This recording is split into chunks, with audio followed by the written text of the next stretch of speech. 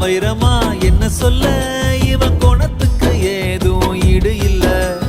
சொந்தமா வந்தமா என்ன சொல்ல ஒரு ஆபத்துன்னா வந்து நிப்பா இந்த புள்ள